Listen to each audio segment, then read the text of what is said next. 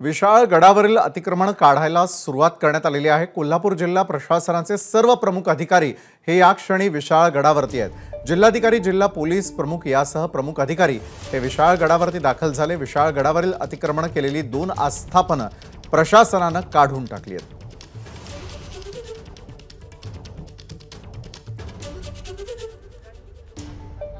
तर विशाळ गडावरील अतिक्रमण जे आहे ते हटवण्याला सुरुवात करण्यात आलेली आहे। कोल्हापूर जिल्हा प्रशासनाचे सर्व अधिकारी त्या ठिकाणी दाखल होऊन ज्या 2 आस्थापना होत्या त्यांना हटवण्याचं काम सुरू करण्यात आलं। विशाळ गडावरील अतिक्रमण हटवण्यास सुरुवात झालेली आहे, त्यामुळे त्या ठिकाणी मोठा पोलीस बंदोबस्त तैनात करण्यात आलेला आहे। घेतला आढावा आमच्या प्रतिनिधींनी। कोल्हापूर जिल्ह्यातील विशाळगड आणि विशाळगडाच्या पायथ्याला जो काल प्रकार झाला तो संपूर्ण महाराष्ट्राने बघितलेला आहे आणि त्याच्यानंतर या विशाळगड परिसरामध्ये पूर्णपणे बंदी आदेश आहे ते लागू केलेला आहे। इथं कुठल्याही नागरिकांना जाऊ दिलं जात नाही।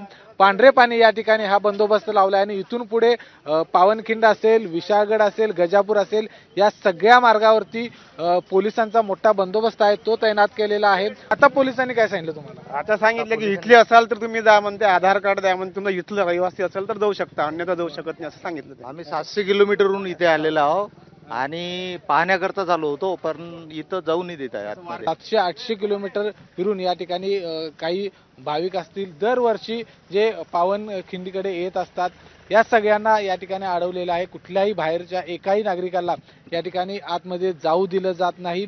जोपर्यंत ही कारवाई पूर्ण होत नाही तोपर्यंत अशा पद्धतीचा बंदी आदेश आहे तो लागू करण्यात आलेला आहे। कॅमेरामन प्रशांत मानेसह विजय केसरकर, एबीपी माझा, कोल्हापूर। तर विशाळ गडावरील गोंधळानंतर सरकारकडून तातडीची पावलं उचलण्यात आलेली आहेत। जिल्हा प्रशासनाचे अधिकारी विशाळ गडावरती दाखल होऊन त्या ठिकाणचं अतिक्रमण काढायला त्यांनी सुरुवात केलेली आहे। तर बाहेरून येणारे किंवा त्या ठिकाणी परिस्थिती आणखी चिघळू नये यासाठी मोठा पोलीस बंदोबस्त आहे।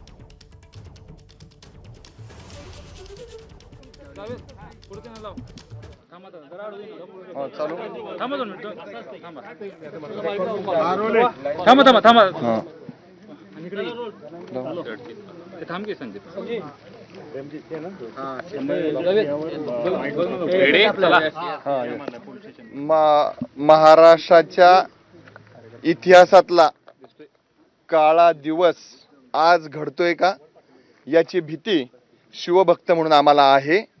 छत्रपती संभाजी महाराज हे या ठिकाणी पोलीस स्टेशनला आलेले आहेत। त्याचं कारण होतं की अनेक शिवभक्तांवरती खोटे गुन्हे दाखल केलेले आहेत, त्यामध्ये काही कार्यकर्ते होते नव्हते। याच बरोबरीने दुसरं कारण होतं, शिवभक्तांवर गुन्हे दाखल करणार असाल तर माझ्यावर गुन्हा दाखल करा, ही छत्रपती संभाजीराजांची भूमिका होती। आणि तशा पद्धतीने विचारायला संभाजीराजे या ठिकाणी आले होते। जवळपास 1-1.5 तास ही सगळी चर्चा चालू आहे। संभाजीराजेंचा प्रश्न असा आहे त्यांना, जर तुम्ही त्यांच्यावर गुन्हा दाखल करताय तर माझ्यावरही गुन्हा दाखल करा आणि माझ्यावर गुन्हा दाखल आहे का याचं उत्तर द्या। या ठिकाणी असणाऱ्या वरिष्ठ अधिकाऱ्यांकडे त्या प्रश्नाला उत्तर नसल्यामुळे छत्रपती संभाजीराजेंनी स्वतःला या पोलीस स्टेशनमध्ये त्या वरिष्ठ अधिकाऱ्यांच्या केबिनमध्ये थांबवून घेतलेला आहे। जोपर्यंत मला उत्तर मिळत नाही तोपर्यंत ते या ठिकाणावर बाहेर न पडण्याच्या बद्दल याची साशंकता आहे। परंतु हा काळा दिवस आहे, मी आपल्याला सांगतोय। त्याही पुढे जाऊन या पुरोगामित्वाच्या बुरखा जो या कोल्हापूरने पांघरलेला आहे तो पुरोगामित्वाचा आम्ही सन्मान करतो।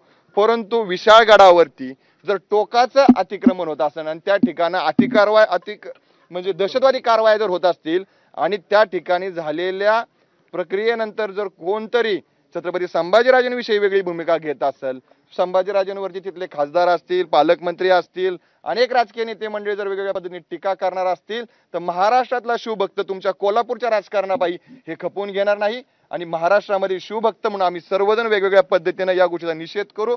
माझे दुसरे प्रतिनिधी या ठिकाणी मत व्यक्त करतील।